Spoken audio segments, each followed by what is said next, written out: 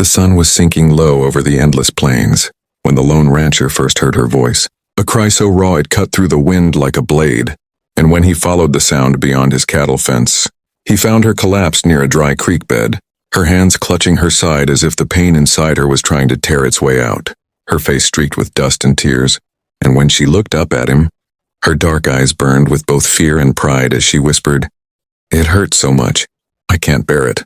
And even though he had every reason to turn away, she was Apache, and the land had taught men like him to fear her people. He couldn't ignore the truth in her voice, because pain spoke a language older than hate. He lifted her carefully, feeling how light she was, how hunger and grief had already taken their toll, and as he carried her back to his ranch, the wind whispered stories of bloodshed and broken treaties, of ranchers killed in the night and Apache families driven from their homes, and he wondered which side of that cruel history she belonged to.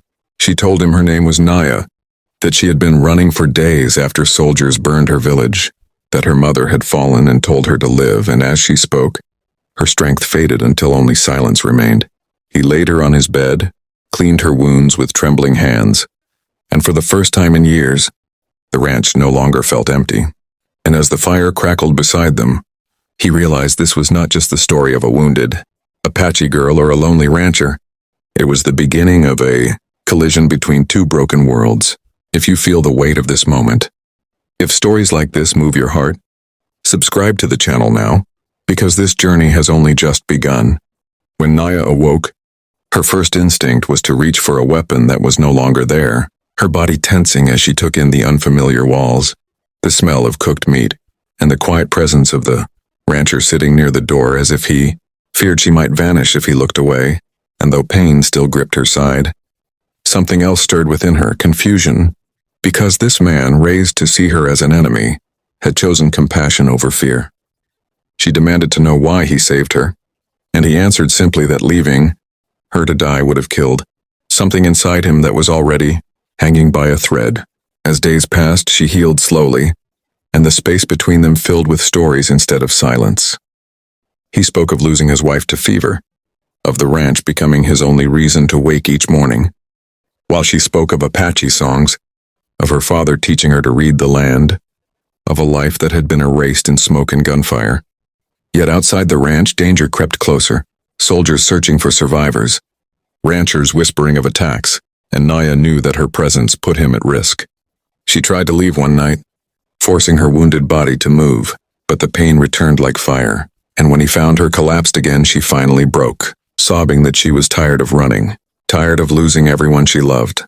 In that moment, the line between Apache girl and white rancher disappeared, replaced by two souls bound by grief and survival. He promised her safety, even if it meant standing against the world, and she looked at him as if no one had ever made such a vow for her before. If you're drawn into their growing bond and want to see how far courage can go, make sure you subscribe, because what comes next will test them both.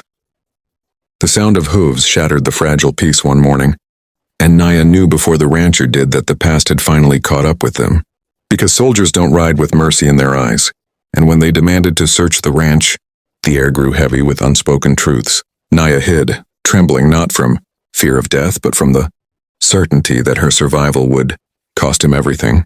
And as the rancher stood tall before the soldiers, refusing to betray her, he understood that neutrality was a lie. This land no longer allowed. When a rival rancher accused him of sheltering an Apache, guns were raised, words turned to threats, and in a single heartbeat violence erupted. Naya emerged not as a victim but as a warrior, her pain forgotten as she stood beside the man who had chosen her life over his own. Safety, and in that moment history itself seemed to pause, as if asking whether it would repeat its cruelty or finally change. Shots rang out, dust filled the air, and when silence returned, the truth was undeniable. Nothing would ever be the same again. The soldiers left, warned but not convinced, and the rancher knew his land was no longer safe. Yet when he looked at Naya, he saw something stronger than fear. Resolve. She told him the Apache believe pain is a teacher, and that suffering either breaks you or forges you into something unyielding. And as they stood amid the wreckage of that day, they chose the harder path, standing together.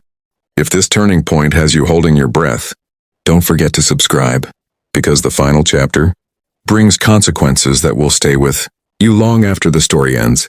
The ranch burned weeks later, flames devouring the past as if the land itself demanded sacrifice. And as Naya and the rancher rode away under a blood-red sky, there was no triumph in their escape, only clarity. They had lost the illusion that peace came without a price. But they had gained something far rarer, a future chosen, not inherited. Naya no longer said, "It hurts so much, I can't bear it," because she had learned that pain could be carried when shared. And the rancher no longer walked alone with ghosts, because beside him rode a woman who had survived fire, loss, and hatred without surrendering her spirit. They headed toward Apache territory, uncertain of welcome, aware that danger still waited, yet stronger for having faced the worst and lived.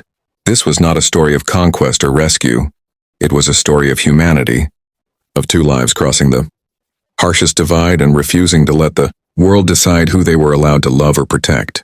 And as the plains stretched endlessly before them, the narrator's voice reminds us that the Wild West was not just built by guns and blood, but by moments of courage that history almost forgot. If this story moved you, if you believe stories like these deserve to be remembered, support the channel by subscribing, because every new subscriber helps keep these powerful Wild West stories alive.